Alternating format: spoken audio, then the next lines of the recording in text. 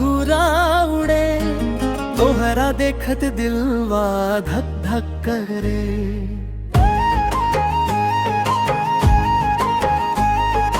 अखियां में कजरा, होठवा पे हंसी, खेतवा से आगे सवेरे के बंसी।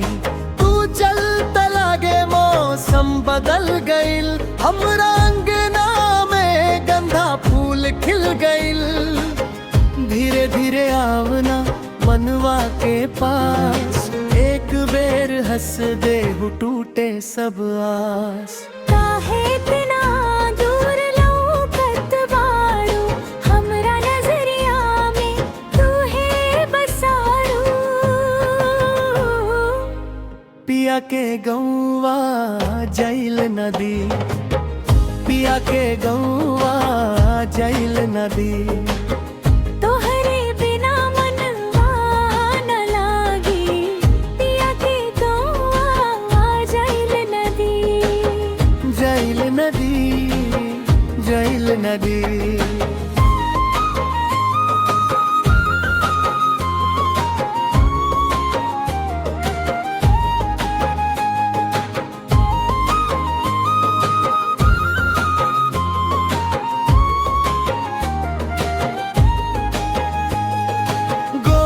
टोल कलाई चुनरी के छाँव, गगरी के पानी जैसन ठंडा तोहार बा।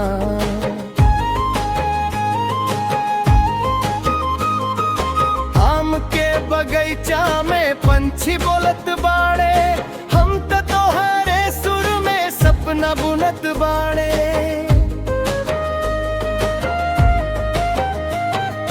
माटी के खुशबू में जाला रात, तोहरा मुस्कान से सज जाला बात। तू जब अंगनैया में पायल बजावेलू, हमरो धड़कन के रास्ता सजावेलू।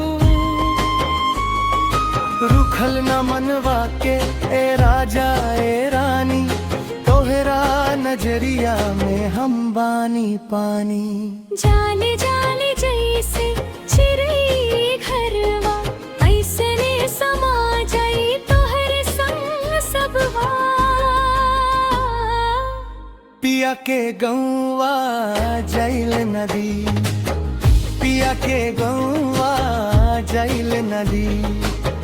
तोहरे बिना मनवा न लागी, पिया के गौवा जैल नदी। जैल नदी, जैल नदी।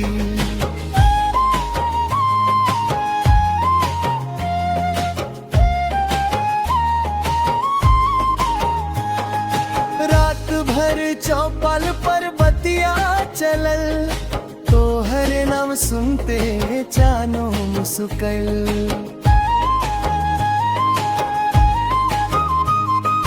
कांधे पे गमछा, हाथे में बांसुरी, हम तो देखत रह गईनी चुपके से पूरी।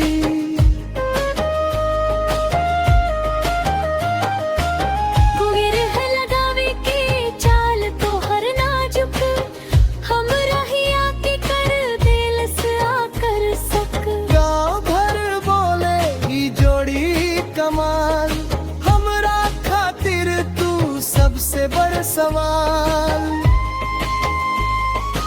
अपना छुपाव मनवा के हाल, आव तू बन हमरे सपना के पाल। दुनिया जे कहे कहे दिन दोपहर, हमरा संगे रहे बस एगो पहर। बस एगो पहर, बस एगो पहर।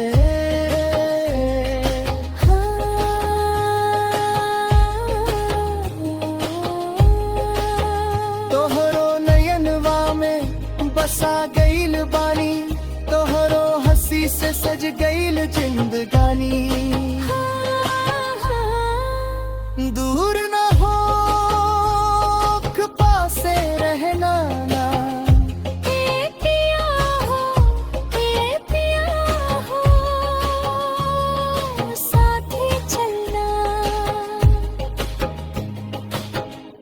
पिया के गौवा जैल नदी, पिया के गौवा जैल नदी।